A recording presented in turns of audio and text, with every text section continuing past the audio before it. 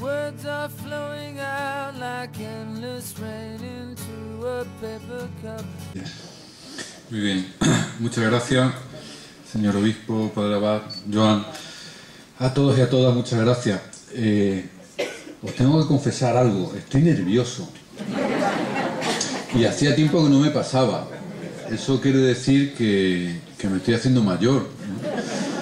Porque desde que llegué esta mañana acá, la responsabilidad me fue creciendo. Este ambiente, este espacio, este estar compartiendo el alma de un pueblo y el alma de una espiritualidad, tantos voluntarios y voluntarias, en un momento histórico de lanzamiento de una Cáritas diocesana entroncada en su diócesis, a pesar del gracejo malagueño, me estoy poniendo nervioso.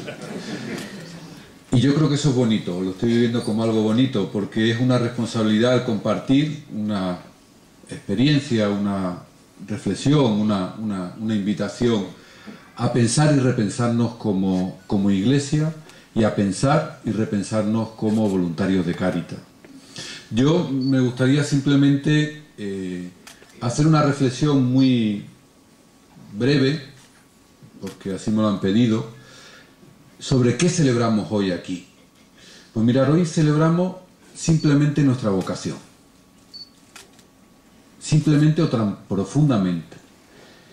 Tenemos que celebrar, tenemos que compartir, tenemos que dar gracias a la vocación que estamos viviendo todos y todas. Ser servidores de los más pobres en la iglesia. Y la vocación, como decía el padre abad, nos distingue en nuestro compromiso de otros. No nos hace ni mejores ni peores, nos distingue. Porque nos sentimos enviados. Nosotros estamos aquí porque somos enviados. Nosotros estamos aquí porque nos han llamado. Nosotros estamos aquí porque estamos en salidas hacia el mundo. Y todo porque alguien nos ha dicho, ve y haz tú lo mismo. Y eso es lo que estamos celebrando aquí. Y el gozo profundo de sentirnos enviados. Si algo representa hoy eso que el Papa en la exhortación de la alegría del Evangelio nos invita a ese ser iglesia en salida, pues somos nosotros los de Cáritas. Porque tenemos que estar permanentemente en salida. Tenemos que estar saliendo, tenemos que estar rompiendo los muros de nuestras parroquias, de nuestros despachos, para salir a encontrarnos con el otro. Y en la vocación como voluntario, en la vocación como enviado a estar cerca y a compartir con los más pobres, yo creo que hay 5 rasgos que lo definirían. El primero es que todo surge de un encuentro. Decía el Papa Emérito Benedicto XVI en Deus Caritas Es, que el cristiano no se hace cristiano por una reflexión moral ni científica, se hace cristiano por un encuentro con el Dios de Jesús. Y nuestra partida como voluntario de Cáritas es ese encuentro con el Dios de Jesús, de distintas maneras, con distintos rostros, con distintas lenguas, con distintos tamaños, con distintos colores, pero desde un encuentro profundo con el Dios de Jesús. Y eso es lo que nos hace vivirlo como gozo. Normalmente en la iglesia hemos distinguido las personas que nos dedicábamos a la acción y las personas que se dedicaban a la contemplación. ¡Qué error! El hacer grupo entre las Martas y las Marías. Todos somos Marta y todos somos María, ¿no? Aquí que tanta costumbre tenemos de ponernos varios nombres, aunque no seamos reyes, todos somos Marta y María. Todos. Y especialmente los voluntarios y las voluntarias. Porque en realidad lo que somos es contemplativos en la acción. No podemos actuar sin esa contemplación y no podemos contemplar sin esa acción. Ora et labora, que dirían otros. Y yo creo que esa profunda raigambre en el encuentro con el Señor es lo que nos hace capaces de transmitir y de hacer. Permitirme, como estoy en familia, si verdaderamente cuando me miro, nos damos cuenta que Dios ha escogido a lo débil del mundo. No a esconderos, sí, nos ha escogido por débiles, Pero qué grandes somos en lo que hacemos porque partimos de ese encuentro profundo. Y por eso nos damos cuenta que somos capaces de más de lo que nosotros mismos creemos que somos capaces. Por eso nos damos cuenta que llegamos mucho más allá de lo que nunca pensamos llegar. Y por eso nos damos cuenta que hacemos cosas que nunca imaginamos hacer. Hace poco me decía el hijo de una voluntaria de Cáritas que tenía 80 y tantos años, la voluntaria, decía, es que mi madre hace cosas que ni el médico se cree que puede hacer. Pero cuando sale para lo de Cáritas, es que hasta corre. Es que hasta corre. Esa profunda encuentro. Decía Karl Rahner, un teólogo que todos habréis escuchado, hace ya muchos años, decía, el cristiano del futuro será un místico o no será cristiano. Bueno, pues el voluntario del presente o es un místico o no será voluntario. Es decir, una persona con una profunda experiencia de Dios, con una profunda espiritualidad de lo que significa sentirse enviado, mimado y acompañado. Pero una espiritualidad, y sería el segundo rasgo, que no es un simple ensimismamiento en uno mismo, sino una espiritualidad que es resonancia del mundo. Resonancia de los llantos del mundo, resonancia de las alegrías del mundo, resonancia de las injusticias del mundo, resonancia de las luchas del mundo por construir algo mejor, resonancia. La espiritualidad cristiana en definitiva es como un tambor. En mi tierra ahora con la cofradía de Semana Santa, estuve la semana pasada también en un acto y ya se escuchan los tambores, ya la realidad resuena.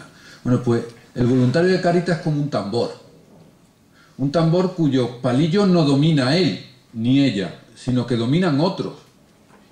Y nos resuena y nos duele. Cuando llegamos a casa decimos, y que llevo 3 horas después de estar en la parroquia y todavía sigue purrum pum pum, porque la señora María sigue diciéndome mi hijo, porque Pepe sigue diciéndome he quedado sin trabajo, porque purrum pum pum. Nos resuena la realidad. La espiritualidad cristiana es un tambor.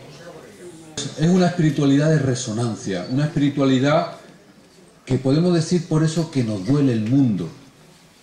Como decía el poeta, todo es según el dolor con que se mira. Por eso la espiritualidad cristiana es una espiritualidad del mundo, es una espiritualidad en el mundo. Y especialmente el voluntario y la voluntaria de Cáritas se nutre de esa espiritualidad en el mundo. Por lo tanto, ese encuentro con Dios es un encuentro también con la realidad. No son 2 encuentros, es un solo encuentro que resuena y replica de manera absolutamente distinta. En tercer lugar, ¿qué otro matiz tiene la vocación del ser enviado a estar con los más pobres? Pues el escándalo de la gratuidad. Dar gratis lo que gratis recibisteis. Y fijaros, el escándalo de la gratuidad. Porque no hay cosa más escandalosa hoy que hacer algo gratis. Hay mucha gente que dice, mira, ahora que ya estamos en la intimidad, ¿qué le dais a los voluntarios? Porque algo tenéis que darle. Ahora, en estos 4 últimos años, el otro día en una parroquia me decían que antes de la crisis abrían 2 días en semana y ahora están abriendo 5. Básicamente con el mismo número de voluntarios que están gastándose y desgastándose día a día. ¿Qué les dais? Porque hacer las cosas gratis es un escándalo. Y sin embargo, lo profundo de nuestra vocación es dar gratis lo que gratis hemos recibido. Y eso es lo que nos nuclea y eso es lo que nos centra. Pero dar gratis no significa solo que no nos paguen, que esa es la parte fácil.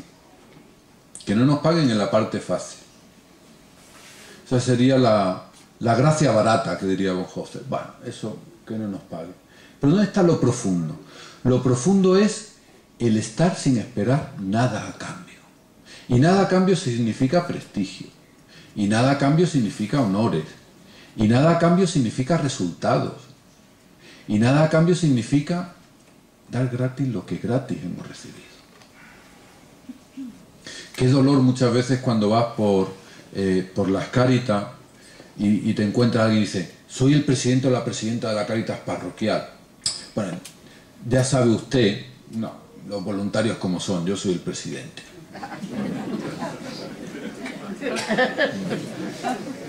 Claro, presidente ya tiene un carguito, ¿no? No, yo no cobro nada, yo hago todo gratis. Ay, ladrón. Todo gratis. Sí, miraros, miraros cada uno. Cómo, soy el que tiene la llave del despacho de la Cáritas parroquial.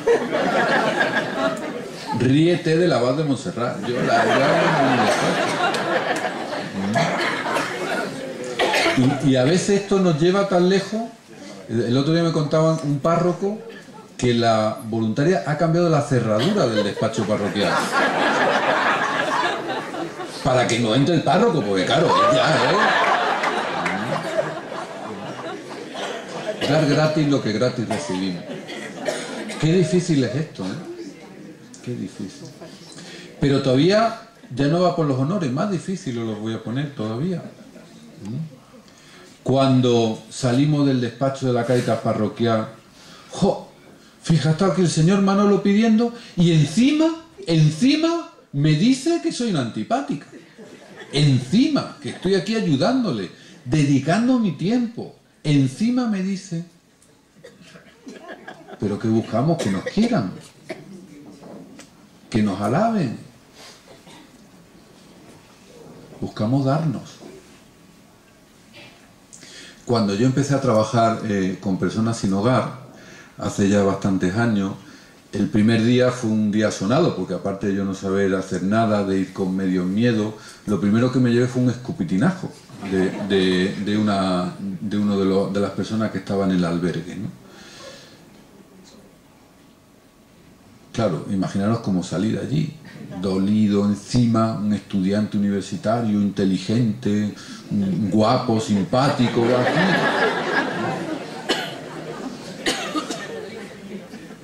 Y recuerdo un amigo cura que me dijo, da gratis lo que gratis he recibido. No estamos para recibir, estamos para dar. Y lo que vamos a recibir es el darnos, la alegría del dar. Y a mí me parece importante ver esta dimensión profunda de la gratuidad, porque rápidamente nos sale, no cobramos, qué buenos somos. Bueno, también hay gente que cobramos y somos buenos. Mirémoslo en profundidad. Miremos la gratuidad en profundidad. La gratuidad del compartir, la gratuidad del entender al otro, la gratuidad de comprender a la compañera y al compañero. La capacidad de dar gratis. En cuarto lugar, mirad, yo creo que la vocación del voluntariado es esa capacidad de ver en profundidad. Como decía San Juan de la Cruz, más adentro de la espesura. Esa capacidad de ver más adentro, de ver no solo la superficie, sino ver el fondo, de ver no solo una persona que necesita, sino ver el mismo rostro de Cristo que nos reclama. Ese ver la profundidad del sentido de lo que significa sufrir y gozar. Esa capacidad de ver, no solo de mirar, sino de ver más en profundidad, a otro nivel de la realidad, a otra dimensión de la realidad. Y por eso nosotros muchas veces nuestra sabiduría es locura para los sabios, como diría San Pablo. Y nos dicen, os engañan, no sois técnicos, no veáis la que liáis, en realidad no lo necesitan. ¿Para qué ayudáis a estos que vienen de otros países? Primero habrá que ayudar a los nuestros. Hombre, alguna valla hay que poner. Mirar en profundidad. No seáis demagogos, ser realistas. Mirar en profundidad. Y en último lugar, la vocación del voluntario. La voluntaria es una vocación comunitaria. Y aquí permitirme que insista un poco en algo que también han dicho tanto el padre Abad como el señor obispo. Nosotros no somos los especialistas de lo social dentro de la Iglesia. Nosotros somos la Iglesia en su dimensión caritativa. Y por eso ni somos mejores ni peores que el resto de la Iglesia, sino que somos parte de la Iglesia, somos la dimensión de la Iglesia, el rostro samaritano de la Iglesia, el rostro organizado de la caridad de la Iglesia. Pero sin la comunidad no somos nada.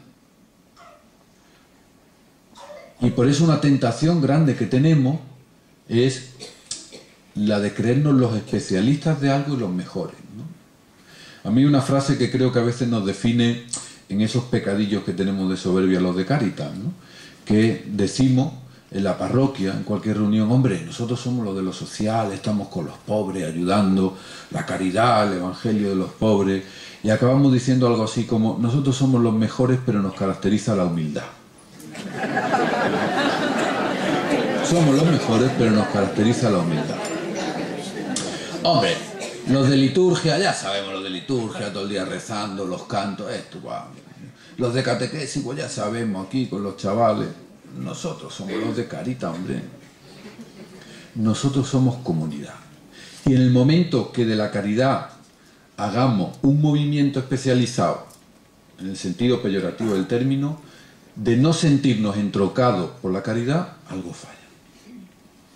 Mi hijo, el de 9 años, hace la comunión ahora, el 17 de mayo. Así que cuando acordéis, rezar por él. Y fijaros que va con enchufe, hijo del secretario general, digo, de Cáritas. Bueno, pues en 3 años de catequesis no ha salido el tema de Cáritas. Claro, ya me cabré yo un día y salió el tema, pero ya uno se tiene que poner de armas tomar, ¿no? Claro, qué gordo es esto. Esto es gordísimo. O sea, yo me atrevería a decir que es hasta pecado.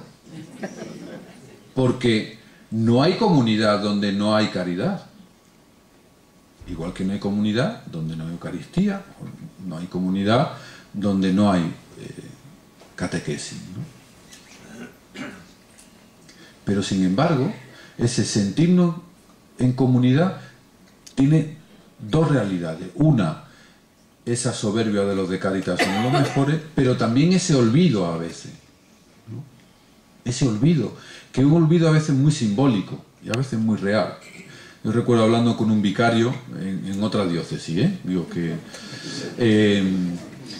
Y hablando de esto, dicen, hombre, no, porque la caridad está al mismo nivel que... Digo, a ver, ¿cuántas parroquias tienes que no celebren la Eucaristía? En tu vicaría, en vicaría territorial.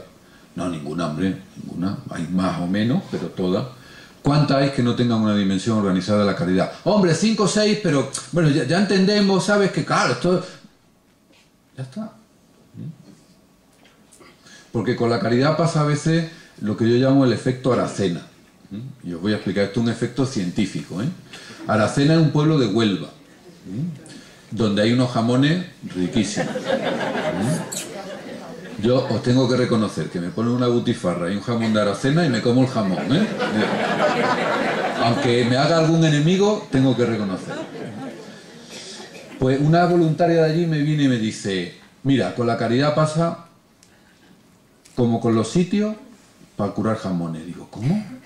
Dice, sí, los despachos de Cáritas siempre los mejores para curar jamones, los más apartados, los más fríos y los más oscuros del centro de la comunidad.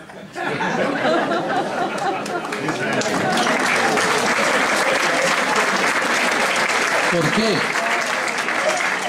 Porque en definitiva se trata de atender a los pobres, hombre. No lo vamos a poner en la sala buena calentita de la catequesis, ¿no?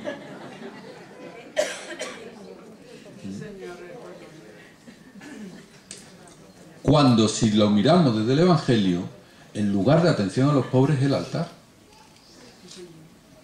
En lugar de la Eucaristía. Ese es el lugar de atención a los pobres, el centro.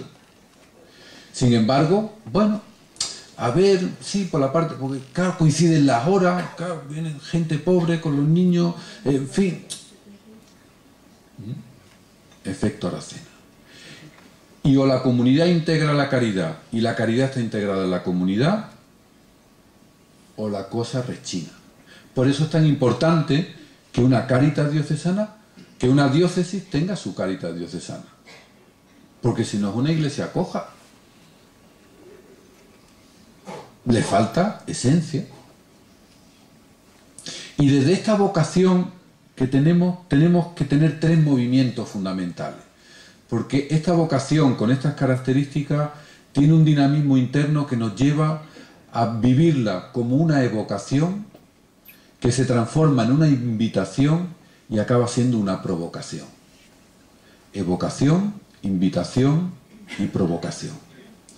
Una vocación porque, mirad, desde nuestra vocación como iglesia en su dimensión caritativa, a lo que realmente estamos llamados es a evocar la realidad de los pobres. Y a evocarla desde ese sentido profundo del Evangelio que acompaña y mima la realidad, con esa visión en profundidad que antes os decía. Y por eso, desde Cáritas tenemos que mirar la realidad. Tenemos que analizar la realidad, aunque a algún ministro no le guste, tendremos que seguir haciendo. Porque nos debemos a esa realidad de la pobreza. Fijaros, el Evangelio o la vida cristiana en definitiva es una evocación. La evocación de la vida de Jesús. Esa es la vida del cristiano. La evocación de una pasión apasionada, que diría Mottman. Esa es la vida del cristiano. Y nosotros, como voluntarios y voluntarias de Cáritas, tenemos que evocar esa realidad del mundo. Un mundo que hoy en día se nos muestra con tres características fundamentales. Un mundo incierto, un mundo donde cada vez se acrecientan más la pobreza y la desigualdad, y un mundo donde campa la desesperanza. Y ahí tenemos que evocar cuál es nuestra palabra a ese mundo. Un mundo cada vez más incierto. Yo esto lo defino con una frase que me dijo hace unos meses una persona sin hogar de uno de los albergues de Cáritas. Me decía: Sebas, ¿sabes lo que le pasa al mundo? Digo, ¿qué le pasa, Juan? Dice, que puede pasar cualquier cosa. Esa es la realidad del momento. El momento que vivimos es ese momento donde cualquier cosa puede pasar. Y donde cada día tenemos una sensación mayor de incertidumbre, porque cada vez tenemos más datos de la realidad y somos más ignorantes. A mí me gusta llamar esta realidad que vivimos un estadio de ignorancia informada. Cada vez tenemos más información, pero somos más ignorantes. Cualquiera de vosotros y vosotras tenéis ahora un smartphone en el bolsillo o en el bolso. Si le ponéis Sebastián Mora, vais a ver un montón de entradas. Sebastián Mora, de Málaga, ha dicho, la pobreza. Y podréis tener muchos datos míos, pero no me conoceréis. Y datos tendréis un montón. Sabréis mi edad, sabéis de dónde vengo, lo que he escrito, lo que he dicho. A veces incluso lo que no he dicho también sale. Pero no me conoceréis. Y tenemos un mundo cada vez con más información y más ignorante. Os voy a poner dos ejemplos para que entendáis lo que quiero expresar. Uno, ¿os acordáis cuando hace 4 años empezó la crisis financiera?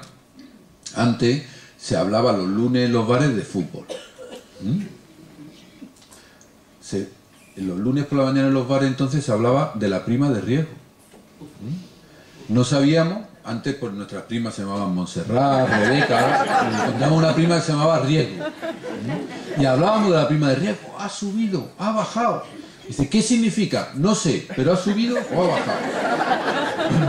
¿Qué ha subido la prima de riesgo? Media tostada. ¿Qué ha bajado? 2. La cosa va bien. Ahora, el sentido profundo de lo que significa, ni idea. Ni puñetera idea. Pero eso sí, informado, ignorante, como nunca en nuestra historia. Por eso necesitamos dirección en nuestro proceder. Porque nos creemos además que sabemos más y sabemos lo mismo. Fijaros, hace unos meses hubo un momento de muchas tormentas, especialmente por el norte, ¿no? Bueno, cuando yo era pequeño eso eran tormentas, incluso tempestades. ahora son ciclogénesis explosiva. Y decimos, ¿cómo va la ciclogénesis explosiva por San Sebastián? Dice, ¿y eso qué? Viento, agua. Pero oye, qué bien quedamos diciendo, es que la ciclogénesis explosiva...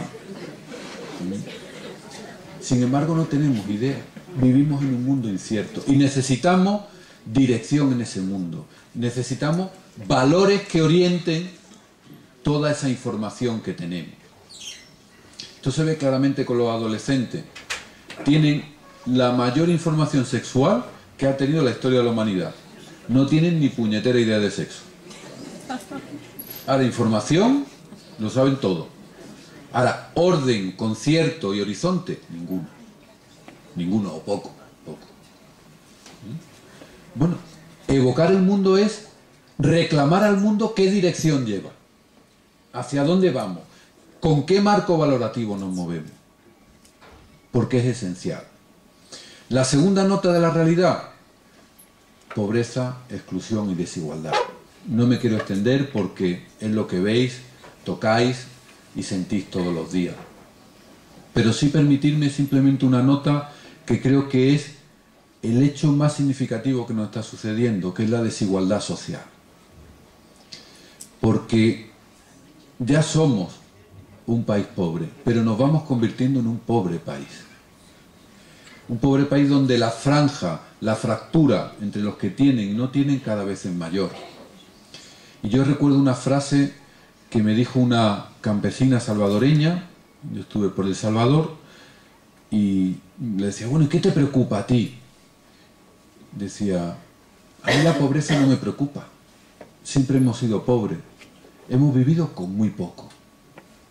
Me indigna la desigualdad.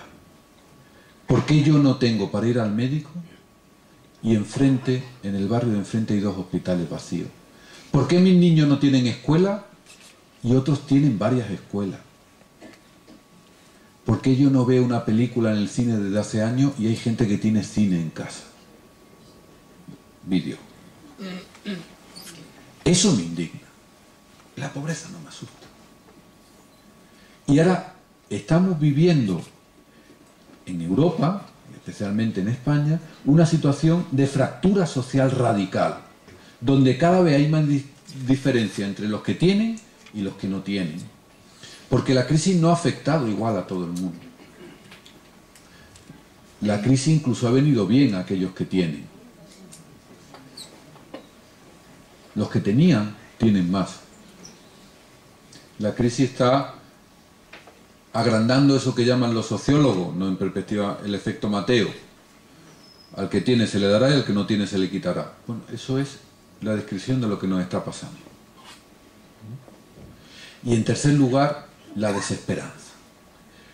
Yo creo que es la enfermedad mayor que tenemos en estos momentos, el vivir en una situación de profunda desesperanza. Fijaros, si antes hablaba de la desmoralización en sentido de falta de valores, ahora me gustaría hablar de la desmoralización en sentido deportivo. Estamos desmoralizados, estamos jugando un partido que ya damos por perdido. Ya damos por perdido. Y sin embargo un partido que tenemos que ganar, que podemos ganar, que vamos a celebrar el sábado que viene, que lo hemos ganado. ¿Qué es que está ganado? Y sin embargo nos cunde la desesperanza. John es un parroquiano de una parroquia de Yarmel, en Haití, donde pues Cáritas Española tenemos distintos proyectos, y estando compartiendo con ellos allí, con un pueblo absolutamente derruido todas las casas y que la parroquia va levantando poco a poco, yo le dije, pero ¿no estáis desesperanzados? Y me contestó así casi como indignado. Me dice, Sebas, los que vivimos en Cristo vivimos en la esperanza. Y yo veía casas derruidas y él veía esperanza. Y sin embargo aquí vemos casas derruidas. Y sin embargo el partido está ganado. Tenemos los mimbres para poder remontar. Porque como cristianos todos llevamos un Messi dentro, que de pronto nos sale el regate y metemos el gol. A veces hasta con el culo, porque nos da el balón, pero lo metemos. Tenemos que regenerar la esperanza. Esa es la misión fundamental. Tenemos que salvar a esta sociedad, a esta iglesia de la desesperanza. Porque en la cruz está la resurrección y el crucificado es el resucitado. Y el dolor y el compartir el dolor es lo que nos da capacidad de reconstruir la alegría, de reconstruir la esperanza. Y desde esta profunda vocación nos surge a los voluntarios y a las voluntarias la invitación al compromiso, a la acción, al hacer junto con otros. Y este hacer tiene una triple dimensión que decía el Papa Francisco de manera muy nítida, visitando un centro de refugiados en Roma, el centro Ascoli de los jesuitas. Decía: la misión del cristiano es servir, acompañar y defender. Servir en la entrega cotidiana, acompañar los itinerarios de la familia y las personas y defender los derechos de los más débiles. Y por eso la caridad y por eso la acción de Cáritas tiene esa triple dimensión de asistencia personal, de acompañamiento comunitario y de profecía y defensa de los derechos de los más débiles. Y si falta algo, ya no falta algo. Y ese servicio es un servicio a la persona, al encuentro cara a cara a la persona. Porque tenemos una gran tentación ahora de convertir la caridad en un supermercado, en dar muchas cosas. Y la caridad cristiana no consiste en dar muchas cosas, consiste en darnos como personas, como don de uno mismo, que decía Juan Pablo II. Esa es la esencia de la caridad cristiana. La caridad cristiana no es una competencia de a ver quién da más bolsas de comida. Visitando un arciprestazgo en una diócesis, llega una parroquia y me dice: ¿ah, está usted en la parroquia de San Sebastián? No se llamaba San Sebastián, esto es para decir el pecado, pero no el pecador. Y digo: sí. Dice: aquí hemos repartido 2000 kilos de comida más. Somos más cristianos. Y yo le pregunté: ¿a quién? ¿Cómo? ¿Desde dónde? ¿Para qué? Porque ahí es donde está la esencia, no en la cantidad de kilos.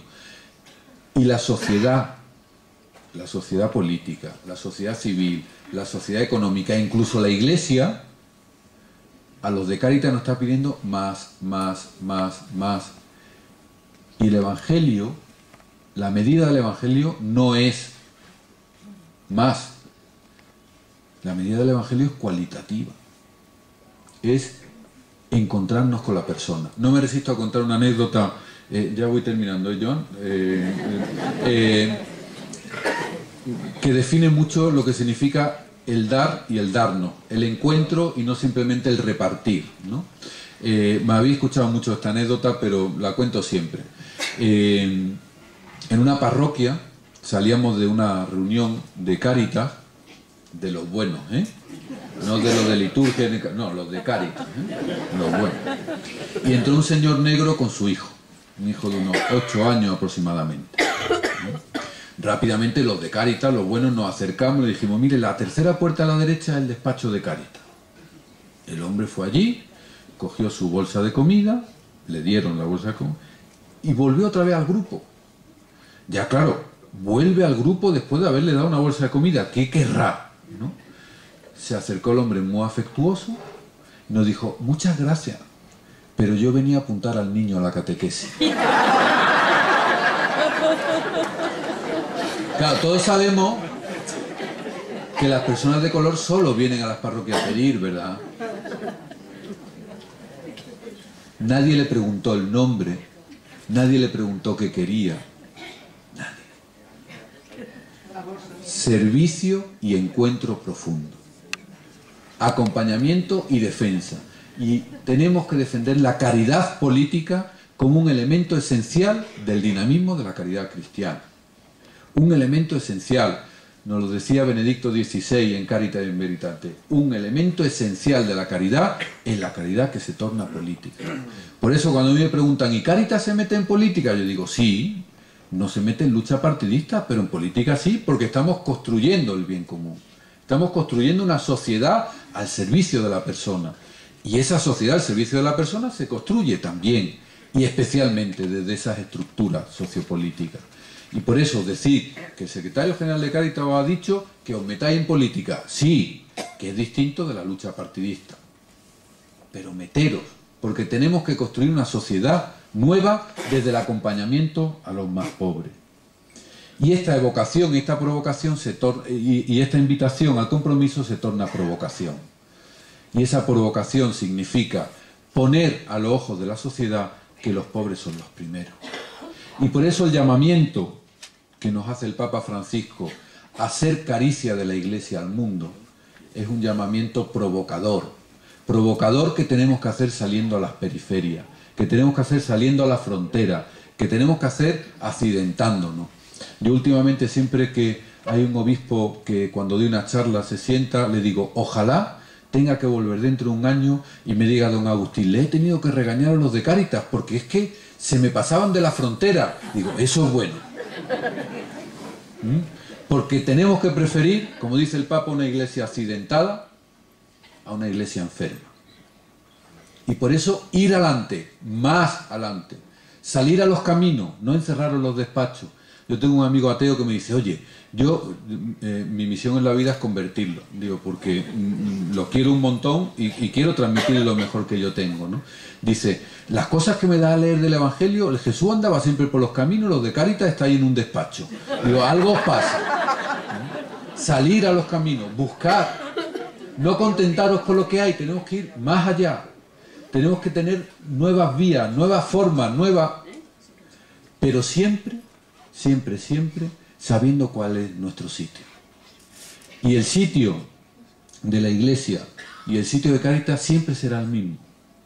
Será a los pies de la cruz, con los ojos fijos en Jesús,